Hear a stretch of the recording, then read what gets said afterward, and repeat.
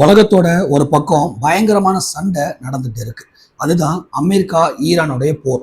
போன மாசம் பிப்ரவரி 28 வரைக்கும் எல்லாம் அமைதியா இருக்கிற மாதிரி தான் இருந்துச்சு. ஆனா அன்னைக்கு காலையில அமெரிக்கா மற்றும் இஸ்ரேல் படைகள் சேர்ந்து ஈரான் மேல நடத்தின அந்த மின்னல் வேக தாக்குதல் ஒட்டுமொத்த உலகத்தையே அதிர வச்சிச்சு. நீங்க கேட்கலாம், ஏன் திடீர்னு சண்டை போடுறாங்கன்னு. விஷயம் இதுதான். ஈரான் ரகசியமா அணுகுண்டு தயாரிக்கிறாங்கன்னு அமெரிக்காவுக்கு ஒரு சந்தேகம். அது மட்டும் இல்லாம அமெரிக்காவோட நட்பு நாடான இஸ்ரேல் மேல ஈரான் தொடர்ந்து அழுத்தம் கொடுத்துட்டே இருந்தாங்க. இதனால கோபமான அமெரிக்கா நேரடியா களத்துல இறங்கிட்டாங்க. இந்த சண்டையோட உச்சகட்டம் என்ன தெரியுமா? ஈரானோட மிக முக்கியமான தலைவர் அயதுல்லா கமேனி தங்கியிருந்த இடத்திலேயே தாக்குதல் நடந்துச்சு. அவர் கொல்லப்பட்டார் அப்படின்னு செய்திகள் பரவி ஈரானையே ஆடி போக வச்சிருச்சு. இதுக்கு பதிலடியா ஈரான் சும்மா இருப்பாங்களா? அவங்களும் அவங்க கிட்ட இருந்த நூற்றுக்கணக்கான ட்ரோன்கள் மற்றும் ஏவுகணைகளை இஸ்ரேல் மேலேயும் அமெரிக்கால தங்கி இருக்கிற மற்ற நாடுகள் மேலேயும் வீசினாங்க. இப்போ நிலைமை என்னன்னா, இது வெறும் 2 நாட்டுக்கு இடையிலான சண்டை இல்லை, இது ஒரு உலக போரோட ஆரம்பமோன்னு எல்லாரும் பயப்படுற அளவுக்கு போயிட்டு இருக்கு. சரிங்க, அங்க சண்டை நடந்தா நமக்கு என்ன அப்படின்னு நீங்க நினைக்கலாம். ஆனா அங்கதான் ஒரு பெரிய ட்விஸ்டே இருக்கு. உலகத்துக்கே தேவையான பெட்ரோல் டீசல் வர ஹார்மோல் ஐல சந்தி அப்படிங்கிற கடல் பாதையை ஈரான் முடக்கிட்டாங்க. இதனால என்ன ஆகும்? கச்சா எண்ணெய் வரது நின்றுடும். அதனால தான் இப்போ பெட்ரோல் விலை, சமையல் எண்ணெய் விலை எல்லாம் சரசரன்னு ஏறுது. ஒரு பக்கம் போர்னா இன்னொரு பக்கம் பொருளாதார அடி. இந்தியாவை பொறுத்த வரைக்கும் நம்ம கச்சா எண்ணெய்க்கு மற்ற நாடுகளை தான் நம்பி இருக்கோம். அதனால அங்க வெடிக்கிற ஒவ்வொரு குண்டும் நம்ம வீட்டு பட்ஜெட்ல ஒரு ஓட்டையை போடுது. இன்னைக்கு மார்ச் 17 நிலவரப்படி பார்த்தா போர் இன்னும் நிக்கவே இல்லை.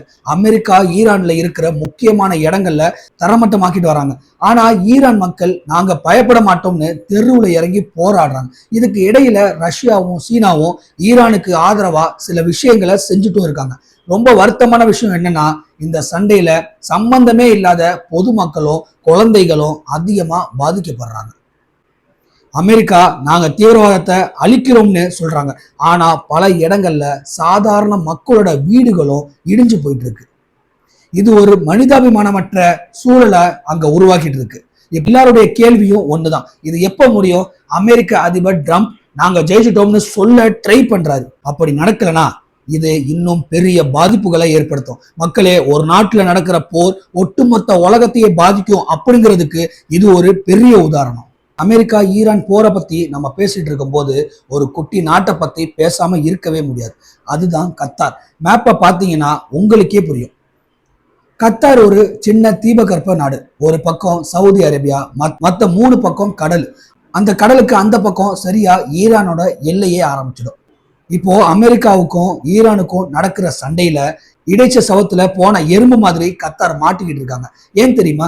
அங்கதான் அமெரிக்காவோட மிக முக்கியமான அல் உடைத் ராணுவ முகாம் இருக்கு.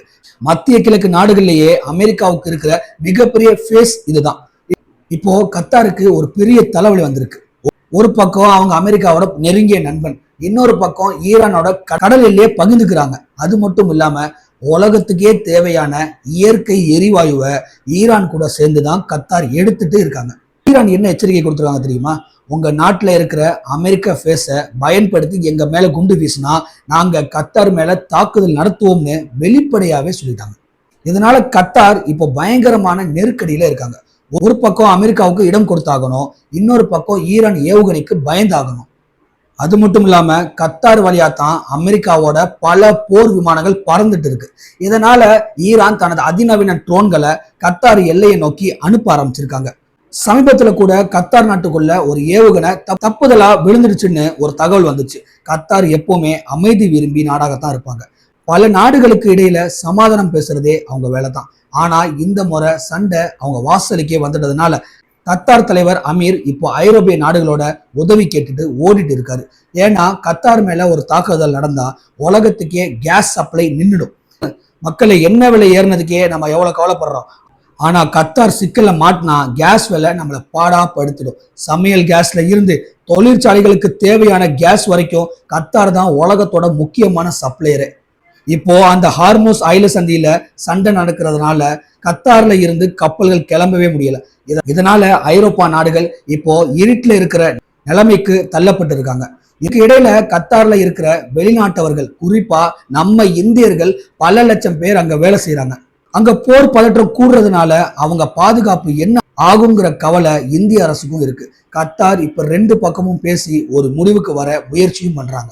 எங்க நாட்டை பயன்படுத்தி ஈரான் மேல தாக்குதல் நடத்தாதீங்கன்னு அமெரிக்கா கிட்ட கெஞ்சிக்கிட்டு இருக்காங்க.